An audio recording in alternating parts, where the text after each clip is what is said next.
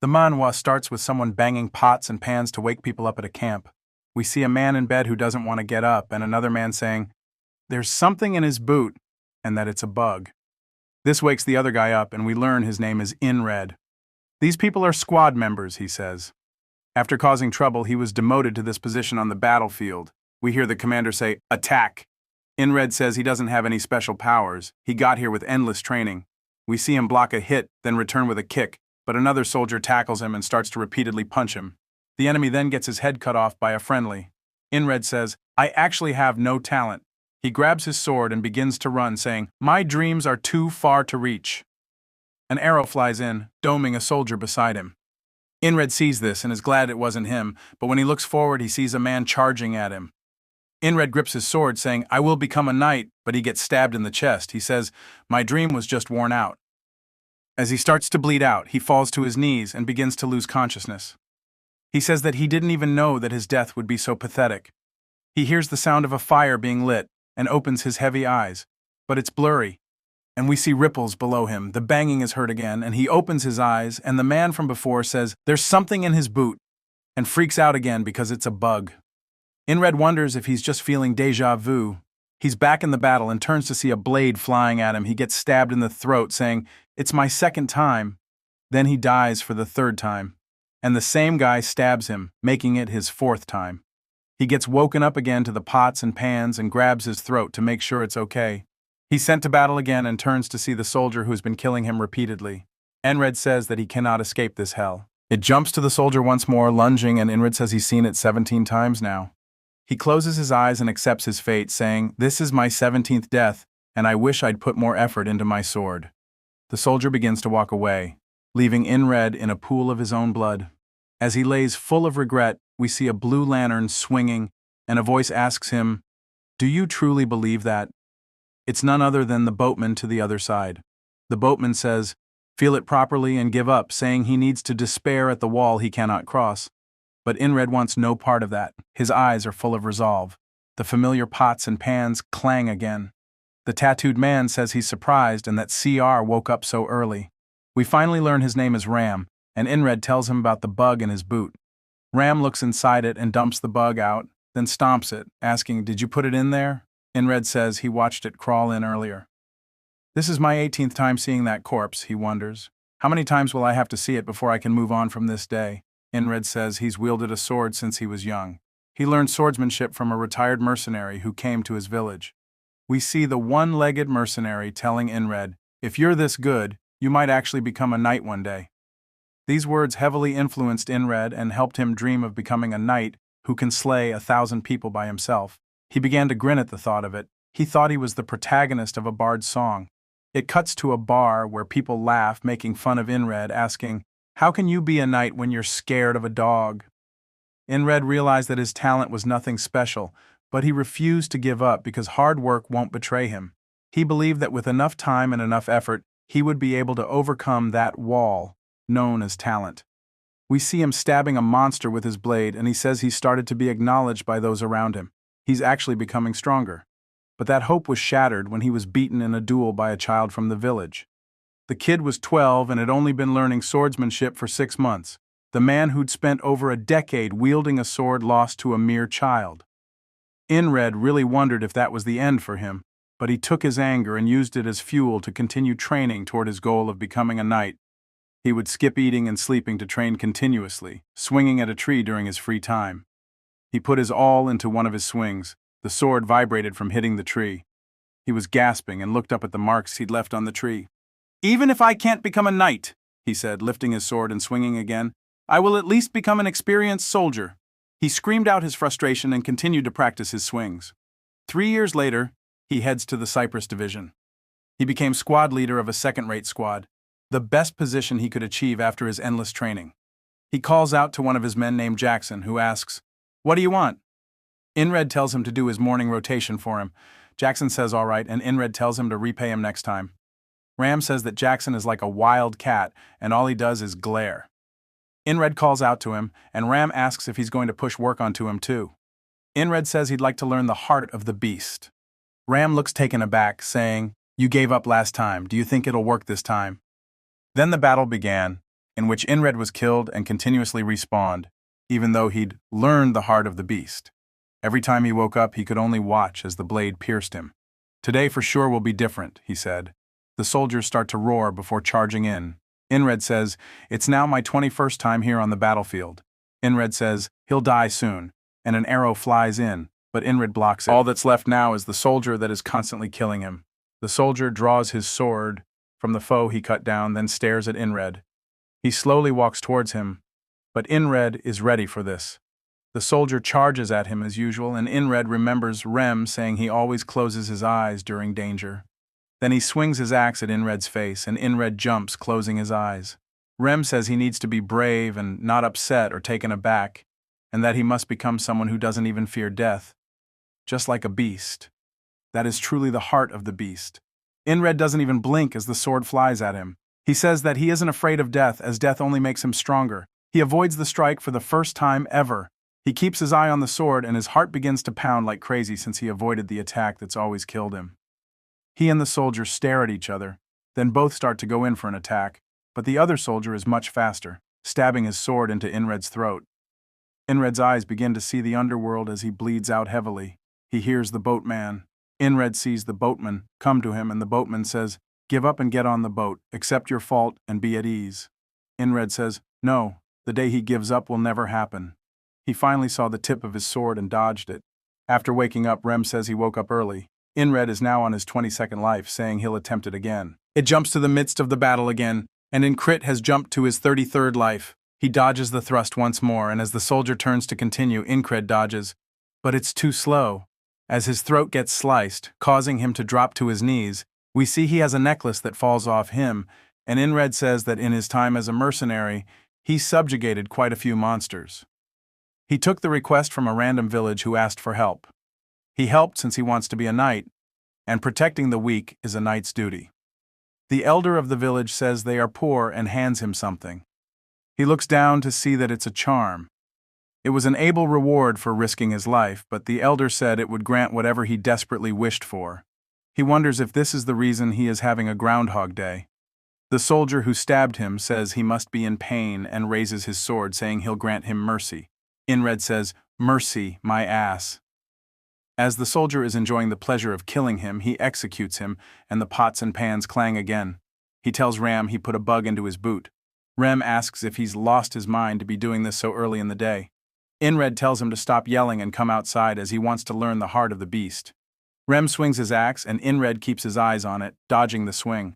Rem is confused, asking how he stopped flinching all of a sudden. He tells him he trained, and Rem says it's not something that can happen so quickly, and there's no way his family technique was taught by someone else. Inred tells him that he learned it by chance. Inred grabs some weapons, saying that he would like to spar with him. Rem stares at him, then smiles, saying that sounds great. Rem swings at him and he avoids it. This continues, and Rem asks him how long he's planning on dodging while charging in. He dodges another attack, and Inred says the only sword technique he possesses is the Ven mercenary sword technique. It's often called a petty trick. Inred starts to lose his balance, and Rem leaps at him. Inred gets his balance back and readies himself for the leaping Rem. Rem notices this, and just like the soldier he is always fighting, he thrusts his sword at Ram. But Ram knocks the blade out of his hands. The sword slides across the field. Inred says even if it's just for a moment, he imitated that bastard's stab. His body remembers the technique. Rem says that it should have made him bleed, and among all the techniques he's shown until now, that stab was pretty decent.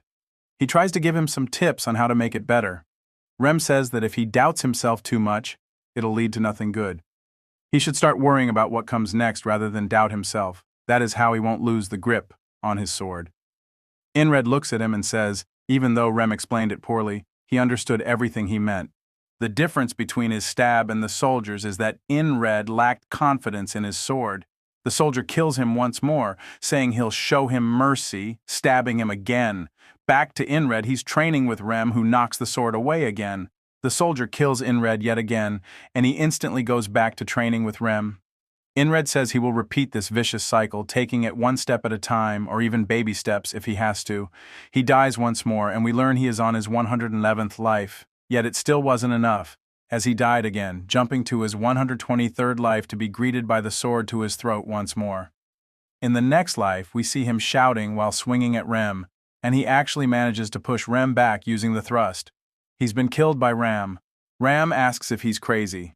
We see that Inred's hand begins to bleed. Ram says that his hand is gushing with blood. He asks him why he's laughing like a madman, but Inred feels nothing but excitement as he mastered the stab. He's back on the battlefield fighting his mortal enemy. He thrusts towards the soldier. Now that he's mastered the technique, it grazes against the soldier's helmet as the soldier also went for a stab, but lands it in Enid's throat. Enred says, "My first stab trade was a failure, but I refuse to blink or let go of my blade." He falls to the floor, blade in hand. The soldier puts his foot on his chest, smiling, and says, "You look like you're suffering." Then repeats his line, "I'll show you mercy." Inred says that tomorrow he will kill him. Tomorrow, the soldier laughs, saying, "There's no tomorrow for the dead," and executes him. The bug from Rem's shoe tries to get away, but Inred stomps it out, saying, "I saw it fly in." Rem thanks him, and Inred says, "If you're thankful, take your guard duty." Rem wonders why he's being ordered so casually. We finally meet a new member called Big Eyes.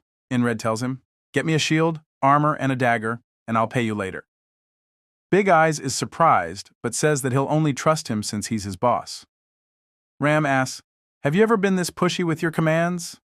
Jackson says that they've always pushed their tasks onto him, and more members appear. Ram says that Inred is really acting weird today, as he's usually not this tense. He's back to practicing on the tree. Inred says he's felt an incredible amount of pain with every death. He wonders what'll happen if he doesn't win, even after tens of thousands of times. He wonders if he can find a way to escape and survive. He wonders if he were to escape, would he wake up tomorrow or still repeat this day? He wonders if he could be content with the strength he's gained, but says he needs to stop being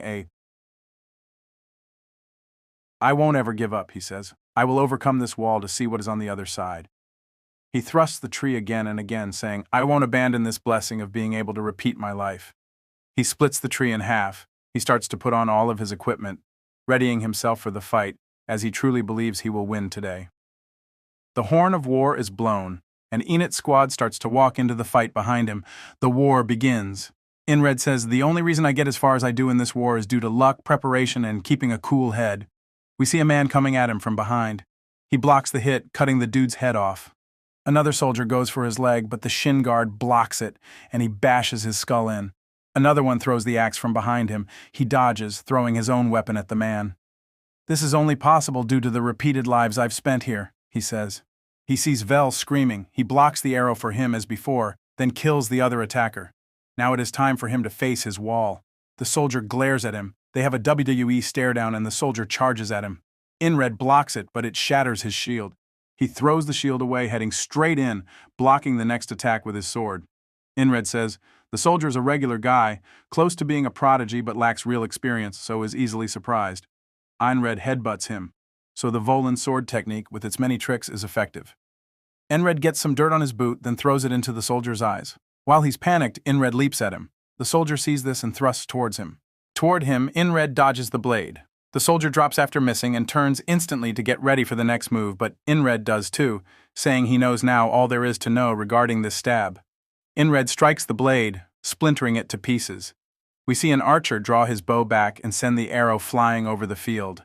The soldier lets go of his shattered blade as Inred goes in for the kill. He says he's won, but the earlier arrow begins to fly in. As it gets close, it's broken by an axe throw. The soldier is stabbed in the throat. Ram is the one who blocked the arrow, saying he's going to destroy the archer, but Jackson tells him not to waste his energy. DOL. The soldier starts to fall, but wears a look of disbelief on his face. He scans the field, then drops to his knees. Inred pants and looks down to see the soldier shaking in fear. Inred readies his sword, saying that this is mercy, and cuts off the soldier's head. He smiles just as it happens to him. He has finally shattered the wall he couldn't get past, but then gets kicked in the back by a man called Ponytail. Inred grunts in pain, and Rem starts to run in, saying that it's a frog. We see Ponytail is actually a frog. While Inred is in pain, Ponytail says he's invested a lot into the soldier. He can't believe he was defeated. The soldier's nickname will now be Pervert. Ponytail says, "Die while swinging your weapon." But we see the axe block it. As Rem is pulled up to help, he swings his axe down but gets blocked. They both lean in and start to trade blow for blow. Another soldier goes to kill Enred, but Jackson leaps and cuts his head off. Rem creates distance, as does Ponytail. They have a standstill, and Rem says, If he wants to kill his squad leader, he needs his permission first. Ponytail asks, "How is the weakling, Commander?" Rather, Rem explains to us that frogs are a race born to fight, and he'll either have to burn it with magic or kill it with one strike. Ponytail looks at Ram, wondering why he's on such a small battlefield, saying he'd have to risk his life to kill him, then says it isn't worth it, stands up straight, and walks away. Ram calls him a coward. Jackson runs while carrying Inred, and Ram helps block the soldier in front of him. Another soldier goes to follow up, but another party member stops him. A whole row of soldiers drop as another one of the boys pulls up too. In Kurt's vision, it is blurred, and their allied force says to retreat. He closes his eyes while they all retreat. He plops back into the underworld as the boatman says that he's managed to survive another day, but that's it. He won't be able to withstand the walls that keep appearing in his way. Giving up and falling into despair is his fate. Inred starts to get up. We see the wall behind him, and he tells the boatman that the walls exist for him to overcome them. The boatman smiles, saying he awaits the day those eyes, which are filled with greed and ambition, lose their light completely. Inred wakes up bandaged, and Rem says he is in the infirmary tent and that he slept for 2 days straight. He tells him he saved him from the frog. Inred is confused and says, "If it was a frog, I'm amazed he survived." Ram asks if he remembers him saying he's his bestest friend. Inred says he never said they were friends and calls him a noble hunter. Rem covers his mouth quickly and looks around to see if anyone heard him. Rem says he can't just blurt out the secrets of others he has nothing to do with. Inred says he thought they were best friends, but he realizes he's made it beyond that day. We learn Big Eye's name is actually Craze, saying he owes him triple what he spent. Inred was wondering why he was here, and says that he wasn't anywhere to be found in the battle. Craze smiles, saying he'll take double as a discount. Jackson also comes to the infirmary, and Crit asks what business he has with him. Jackson throws something at him, saying to apply it in the morning and the evening. Inred says that Jackson hates sharing personal items, yet he did it anyway. We learn the tall monk's name is Odin, and he's crying while praying. Inred tells him he's still alive and to go. That night he wonders why they are all taking shifts. He wonders if they are worried about him. Then another member comes in. He's surprised to see Inred, asking why he's in here. His name is Ragna. He quickly leaves, and Inred says there's no way he's worried, as Ragna is very carefree. Besides him, there are 2 soldiers in the infirmary. One is a platoon commander who always picks fights with him, and the other is a soldier he doesn't know who just blankly stares into space. Inred wonders why he's here. Then they hear footsteps outside, and all turn to see a long-haired elf woman entering the tent. She asks who the 444th squad commander is. Inred is confused. The other platoon commander calls her a fairy. She asks him what group he is with. He says, "My name is Vengeance. I am the 3rd platoon commander of the 2nd company." She asks if his company taught him to state other races when he meets them. He apologizes, and Inred says she must be the new commander of the 4th company. Inred says he's the commander she's looking for. She says she's heard he's leading his difficult squad members well. She says she looks forward to his contributions. He's surprised she came here just to say all of that. As she goes to leave, she asks for the young soldier's name. He says Krang, but says it suspiciously. Inred wonders if he just made it up, saying his attitude is also bad. He wonders if he's a noble. The commander gives him one last look, then walks away. Inred wonders what's going on. Later on, he says most of the pain is gone and wonders if he should start training now. Vengeance asks where he's going, and he says, "The training area." Vengeance calls him an idiot, saying he's trying to act tough when he's the lowest-ranking soldier. The nobleman says nothing. Inred says he needs to recall the past battle. He spent a lot of money to learn how to do it when he was young. Inred wonders, what if the last attack he did failed, saying it isn't good to put all of his eggs into one basket. He makes some analogy about Rem's attacks all being lethal. Then the noble from the infirmary says he's working hard. Inred is caught off guard and says that he doesn't know what he's doing, but his hands kept twitching in the barracks, and now he's spacing out. Inred says he was training his grip and is currently recalling the battle. The man asks why he's doing that. Inred says so he doesn't get killed. The noble asks if he plans to become something by preserving his life. Inred doesn't want to say it since people laugh at his dream. He looks up, raises his sword, and says he wishes to become a knight. The nobleman is surprised by this, and Inred says it's the first time that someone didn't laugh at his dream. He says he forgot too, and he suddenly remembered something. He understood what he needs to do. Inred watches him leave, and the man says, "If he becomes a knight, remember my name." Back at the camp, we see a bard playing to soldiers, and they are talking about Cyprus, the hero of the battlefield. Vengeance wonders where his morning rations are, asking if they are planning to serve them. Nothing. Inred decided to walk instead of heading to the training area, and Jackson asks him how his injuries are. He tells him the medicine worked well, thanking him. Jackson says if he's thankful, hurry and come back that night. The nobleman tells him good night, and Inred says it back to him. Vengeance wants nothing to do with it. Inred says it was a day of doing nothing. He hears the bard again and wonders if the bard came this morning too, but Vengeance says the same thing about the morning rations. Then he realizes what this means. He jolts out of bed saying, "It can't be." But Jackson asks about his injuries again, and Inred tells him the same thing as before, only to get the same reply from Jackson, cementing the fact he's in a loop again. He recalls the boatman telling him about the next wall. He wonders if he died in his sleep without noticing. He says it feels worse than dying on the battlefield, but it makes him more determined, as he was given another challenge that night. He wonders who killed him and why, saying the only person capable of getting in would be a knight. He says it must be an assassin and they have to be among us. He recalls the commander saying that a fairy is light and nimble, perfect for assassinations. He wonders if she came here to figure out the location beforehand. He says he needs to confirm it, and there's only one entrance at the barracks. He can just scream to wake others up when he sees her, so he just needs to wait for the assassin. But a needle goes into his throat.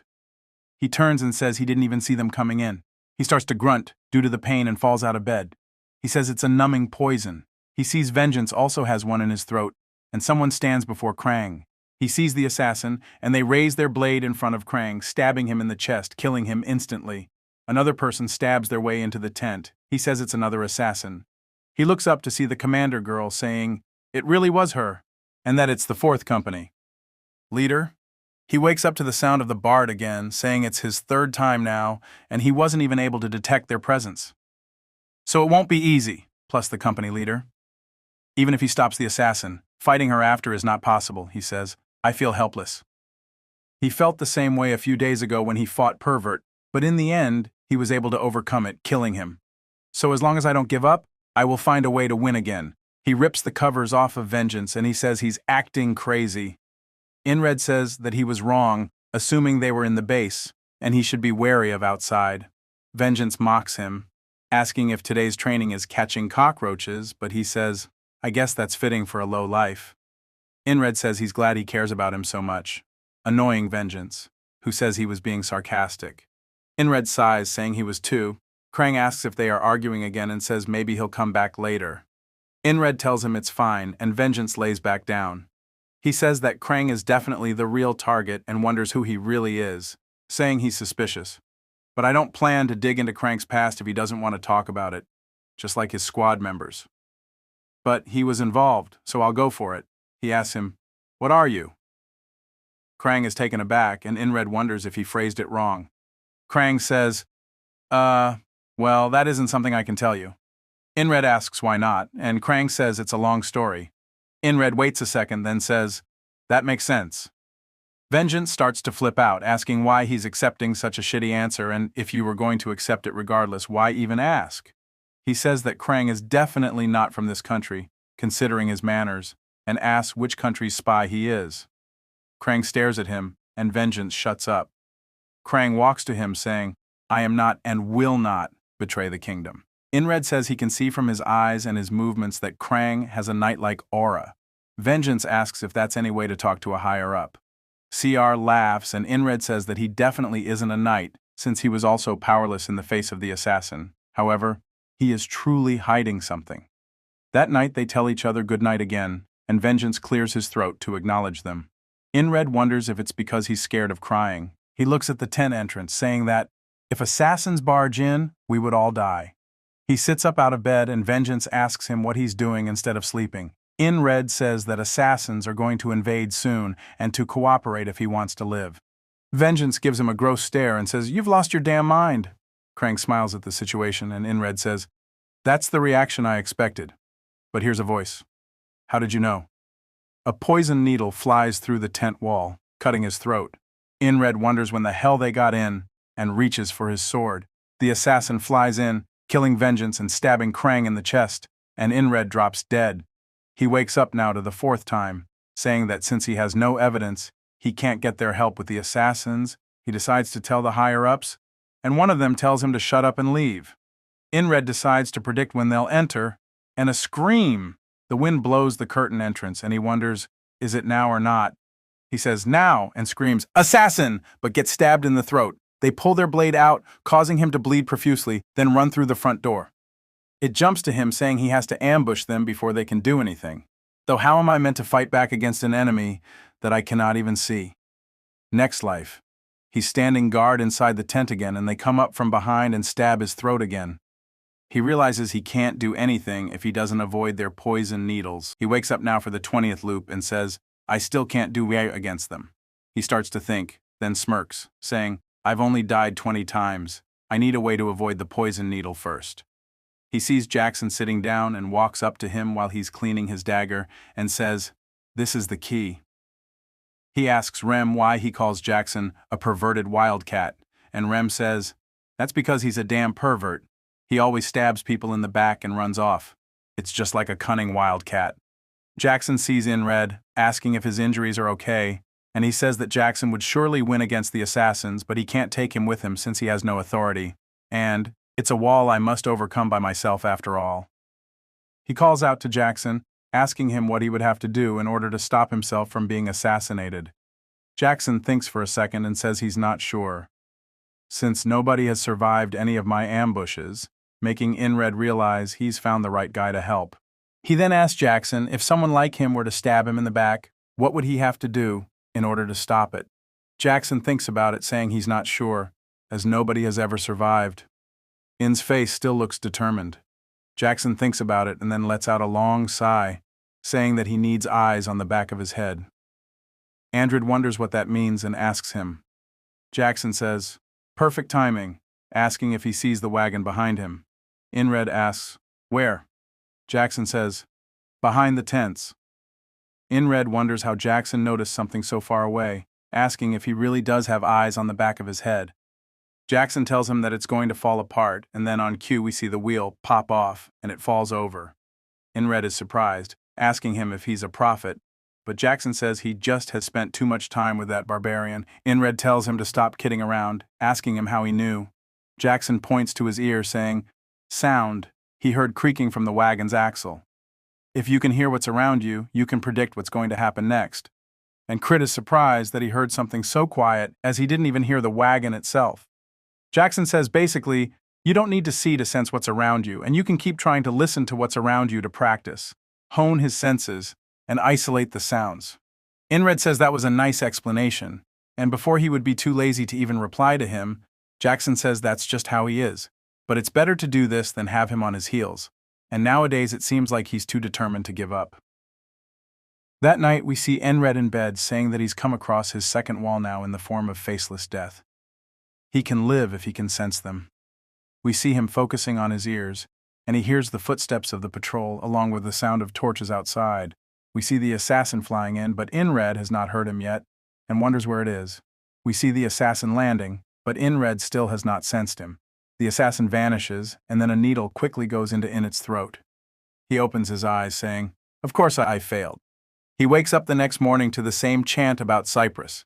He says he has not taken a single step forward, but his body remembers everything, such as the experience of loaning the heart of the beast and the stab. Jackson tells him that he can gain a lot of information from sound. You can tell the location of something based on the intensity and direction of the sound, and once you're able to hear faint, faraway sounds, at that point your ears might as well be a second pair of eyes. Jackson snaps his finger, explaining how sound is awe wave and the wave rings out in all directions.